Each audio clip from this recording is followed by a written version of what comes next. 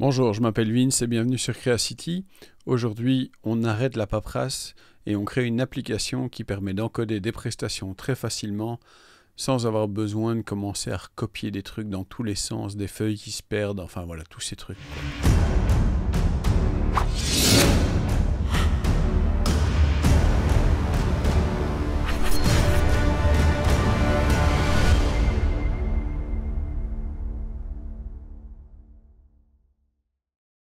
Alors donc on va jouer aujourd'hui avec SharePoint, Power Apps et Excel. On va commencer dans SharePoint par créer un nouveau site. Ce nouveau site va être utile pour nos prestations volontaires. Donc on lui donne le nom de prestation, volontaire ou pas, hein, ça dépend un peu dans quel genre de boîte vous travaillez. Ça peut très bien fonctionner par exemple aussi pour des ouvriers qui doivent rentrer le détail de leurs prestations sur une journée en disant chez quel client ils ont été, combien de temps ils ont passé, qu'est-ce qu'ils ont fait. Ici, on fait ça dans le contexte d'une école avec les gens qui font des surveillances et qui rentrent leurs heures pour ça aussi. On crée une nouvelle liste. Cette liste, on va lui donner le nom de prestations volontaires aussi. Là, encore une fois, restez simple sur ce que vous voulez faire. Et cette liste, on va remplir au fur et à mesure des colonnes. On va choisir des colonnes.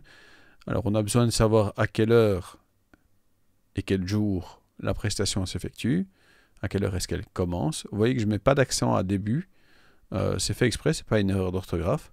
C'est parce que l'informatique n'aime pas les accents et pour plus tard, ce serait pas mal d'avoir juste début, sinon on va avoir début, un truc comme ça, il n'y aura pas le E va disparaître et ça ce serait quand même gênant. On rend les informations obligatoires, on dit bien qu'on veut une date et une heure, on fait ça pour le début et pour la fin de la prestation, donc là à nouveau même chose, on inclut l'heure, on rend ça obligatoire et on enregistre. Alors, pour une prestation, on doit savoir son début, on doit savoir sa fin, et on doit souvent savoir aussi où est-ce que cette prestation s'est faite. Ces prestations ici, elles peuvent se faire dans la cour des petits, dans la cour des grands ou au repas. Bon, là-dessus, pas grand-chose à dire, vous mettez ce que vous avez envie. Ici, c'est juste pour l'exemple. À vous de faire quelque chose de complet, vous voyez que vous pouvez toujours ajouter des choix là en dessous. Alors ici, je fais une petite faute d'orthographe, on la corrigera plus tard. Je ne l'avais pas vu, donc voilà. Possibilité d'enregistrer des valeurs manuellement, c'est une possibilité. Je ne vous conseille pas spécialement de le faire si après vous allez faire des Excel et qu'il va falloir trier par ceci ou par cela. Mais en tout cas, c'est une possibilité. Par exemple, si vous avez des nouveaux clients à chaque fois, c'est peut-être utile de laisser ce choix ouvert.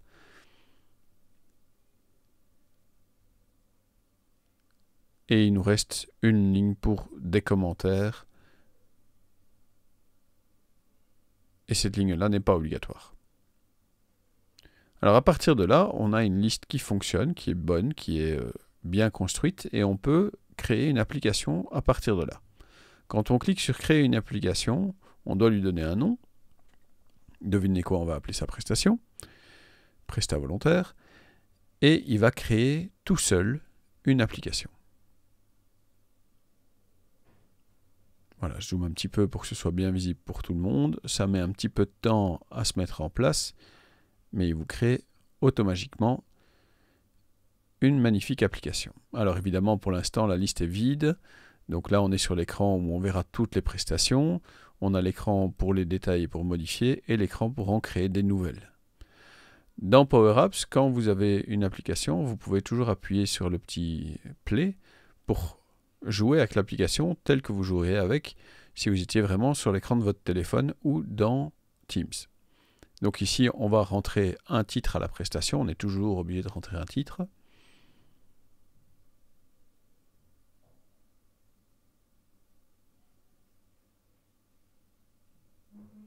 On met la date, l'heure de début, l'heure de fin. Dans le petit calendrier, on choisit la date et l'heure.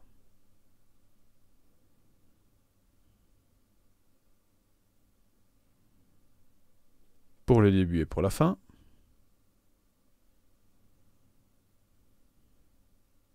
On dit où ça se passe, on met un commentaire si on veut, c'est pas obligatoire. voyez, il n'y a pas la petite étoile à côté du mot commentaire. Et on sauve. Et là, si on retourne dans SharePoint, on voit bien que ce qu'on a imputé comme données, c'est affiché. Pour les plus attentifs, vous avez vu qu'il y a un petit problème d'heure. On va régler ça après, c'est une question de fuseau horaire. Alors là, Power Apps vous explique qu'en utilisant la touche Alt, vous pouvez jouer dans votre application sans chaque fois devoir appuyer sur le bouton Play là au-dessus. Maintenant, ce qu'on voudrait faire, c'est qu'il y a plus de choses qui se remplissent automatiquement. C'est déjà pas mal, c'est déjà facile comme tout, mais on voudrait plus de choses automatiques. L'important, c'est de voir comment les données s'affichent. Ici, par exemple, la date de début, elle s'affiche dans une carte dans laquelle il y a des minutes, des heures et une date. Des minutes, des heures et une date. Et la même chose pour la fin. Le titre, c'est un champ de texte qui a une valeur par défaut. Et cette valeur par défaut, on peut la modifier. Donc on peut déverrouiller le champ titre et au lieu d'avoir un texte par défaut qui ici est vide, puisque c'est un texte par défaut, on peut choisir de donner comme texte par défaut le nom de l'utilisateur. Et donc on va utiliser user.fullname. Et donc il va récupérer il va récupérer le nom de l'utilisateur actuellement en train d'utiliser l'application. Ce qui serait pas mal, c'est que notre champ de titre là au-dessus comprenne aussi la date à laquelle la prestation se fait et les heures de début et de fin. Donc on va commencer par transformer notre date de début en un texte. Le texte récupère la valeur de dateValue1. On a vu tout à l'heure, c'est le champ de la date. Regardez là à gauche. Et on formate cette date comme étant du format jour, mois, année. DD, MM, YY. Et à partir de ce moment-là, quand je choisis une date, la date va s'afficher dans mon champ titre automatiquement. Maintenant, on peut rajouter les heures. Les heures, c'est un fichier, c'est un champ de texte. Et donc, on met un ampersand pour dire qu'on va rajouter une chaîne. On met des guillemets, un espace, des guillemets, un ampersand. Et maintenant, on affiche simplement le texte qui est sélectionné dans le champ or value 1. Donc, la valeur de l'heure 1. Encore une fois, à gauche, on voit bien que c'est dans la data card début. Et maintenant, l'heure s'affiche 08. On va récupérer ça, on va faire un copier-coller pour les minutes, parce que c'est quasiment la même chose. Voilà. On va changer hour value par minute value. Parce que maintenant, c'est les minutes qu'on veut. Le reste reste pareil. Et donc maintenant, on a 8 heures et 0 minutes. On peut mettre un petit double point entre les deux, histoire que ce soit plus propre. Et puis encore une fois, on peut copier-coller toute cette histoire pour mettre l'heure de fin. Donc on dit encore une fois ampersand et puis un petit texte pour séparer les valeurs. Ça c'est une chaîne de caractères qu'on choisit de manière tout à fait arbitraire. Et puis on prend tout ce qui était heure et minutes, on va le copier. Ce qui correspondait pour l'heure et les minutes de début, on va le copier et on va le mettre maintenant hour value 2 et minute value 2. Donc les heures valeur 2 et les minutes valeur 2, puisque c'est maintenant la fin qu'on veut.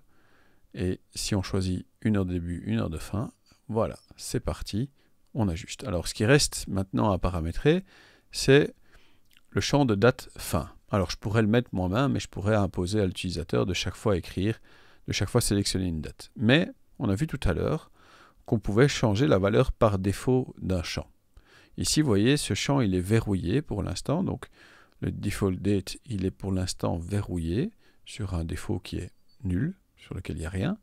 On peut le déverrouiller et à partir de ce moment-là, on peut réutiliser la date qu'on a sélectionnée pour le début. Donc, date value 1, c'est la carte date value 1, et sélectionner la date qui a été sélectionnée dans date value 1. et il va l'appliquer automatiquement à dateValue2. Maintenant que tout ça est fait, encore une fois, je choisis la localisation de ma prestation, je vérifie que tout est en ordre, tout s'est complété automatiquement au niveau du titre, c'est très bien, c'est très propre, et on peut sauver. Voilà. Encore une fois, c'est magique, ça fonctionne super bien. Quand je regarde le détail des prestations, ça fonctionne aussi. Et maintenant, quand je retourne dans SharePoint, ma prestation est venue s'ajouter, c'est automatique. Alors là, je vous ai dit tout à l'heure, on a un petit problème de date. Pour l'instant, en fait, les dates sont bien imputées dans le système. Les dates qui sont dans le système sont correctes. Mais pour une raison X, Y, Z, voilà, donc on vérifie que les dates sont bien bonnes dans l'application. Mais pour l'instant, pour une raison X, Y, Z, notre site SharePoint n'affiche pas les bonnes heures, ou en tout cas affiche les heures dans un fuseau horaire qui n'est pas correct. Et donc malgré le fait qu'il est bien écrit ici que c'est de 8h à 8h30, quand je suis dans ma liste SharePoint, c'est pas ça que ça montre. Donc pour régler ça, on va aller dans les informations sur le site, afficher tous les paramètres du site, et on va changer les paramètres régionaux. Et vous allez voir quand on sera dans les paramètres régionaux que pour l'instant, il est sur un fuseau horaire qui est complètement faux. Et à partir du moment où on va se remettre sur le bon fuseau horaire, il n'y aura plus d'erreurs et les heures seront affichées correctement.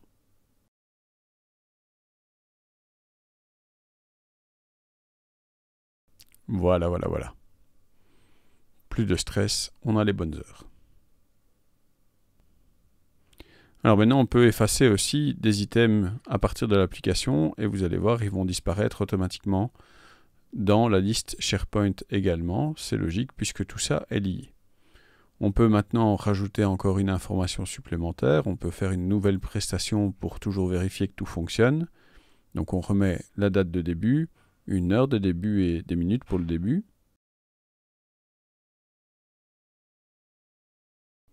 Et puis on valide.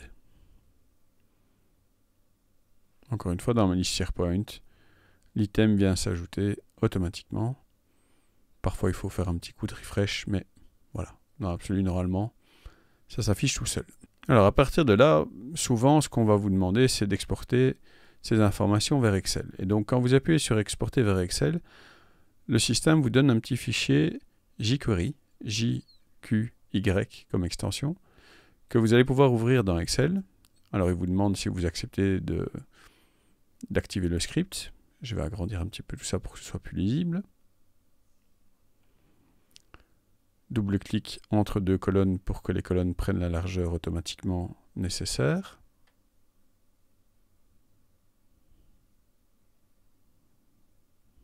Vous voyez que toutes les informations qu'on avait dans notre liste SharePoint sont toujours là et qu'il y a un bouton là au-dessus, actualiser. Donc qu'est-ce qui se passe si maintenant je rajoute à nouveau encore une prestation ?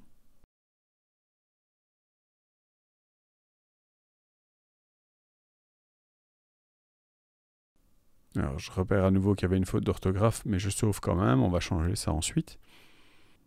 Alors maintenant qu'on a tout ça, ce qu'on peut faire aussi, c'est changer l'affichage de cette galerie de visualisation des données pour qu'il y ait moins d'informations inutiles. On va afficher la localisation comme deuxième information, ce sera plus logique, et donc on a la liste des prestations et on voit un petit peu où se sont faites les différentes choses. Alors maintenant j'ai mon petit problème d'orthographe là, donc je vais modifier cette colonne-là, je vais modifier les données. Et donc ici, mon repas, je vais changer son orthographe. Voilà. Et donc maintenant, cette ligne-ci, il faut faire attention. Vous voyez bien, elle est blanche maintenant, la case. C'est qu'il y a un petit souci, c'est quelque chose qui n'est pas tout à fait juste. Donc il va falloir resélectionner la bonne donnée. Et donc ici, ce que je vais faire, je vais simplement resélectionner repas, quitter le mode gris, et mes données seront modifiées. Alors l'avantage maintenant, c'est que dans Excel, pour l'instant, il n'y a toujours que 2 données, mais il y en a 3 dans SharePoint. Quand j'actualise, la liste se met à jour automatiquement. J'aime bien ce mot, automatiquement. Bon. Alors l'avantage de ce système-là aussi, c'est que vous pouvez transformer ce fichier Excel et enlever des colonnes qui ne vous sont pas utiles et changer certaines choses pour que ça affiche ce que vous avez envie. Alors ce qu'on va faire par exemple ici, c'est créer une colonne qui va simplement mesurer combien de temps a duré la prestation. Et donc qu'est-ce qu'on fait? On fait la colonne de fin moins la colonne de début. On présente cette information dans un format heure.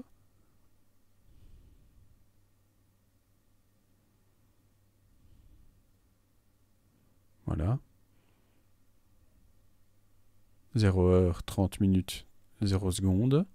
On peut décider de dire, ces 30 minutes valent combien de petits sous, ou dans le cas de quelqu'un qui fait une prestation, pour une société, c'est rémunéré, il faut compter combien facturer le client.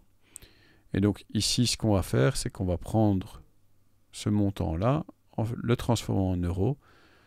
On va multiplier par 24, parce que 24 heures dans une journée, et puis par le tarif horaire. Donc ici, j'ai fait x6 parce que c'était 6 € que je voulais faire de l'heure.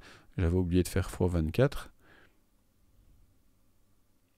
Voilà, x 24, ça me donne la moitié d'un euro, puisque c'est la moitié d'une heure, ou le quart d'un euro, puisque c'est le quart de l'heure. Et donc après, je fais quoi? Je fais encore x6, parce que je voulais que ce soit 6 € de l'heure. Et donc ici, j'ai 3 € de l'heure, ou j'ai 3 € de la demi-heure, ou 1,50 € pour le quart d'heure. Voilà, cette vidéo est à présent terminée. Merci de l'avoir regardée. J'espère que ça vous fera gagner beaucoup de temps dans le futur. Encore une fois, je m'appelle Vince. Merci de vous abonner, de commenter, de partager, d'aimer, de faire sonner la cloche, de faire ding dang dong. N'oubliez pas d'être sympa dans vos commentaires parce que les trolls, c'est uniquement chouette quand ça danse, ça chante ou ça fait des câlins. Et j'espère vous revoir bientôt pour la prochaine vidéo. Merci, au revoir.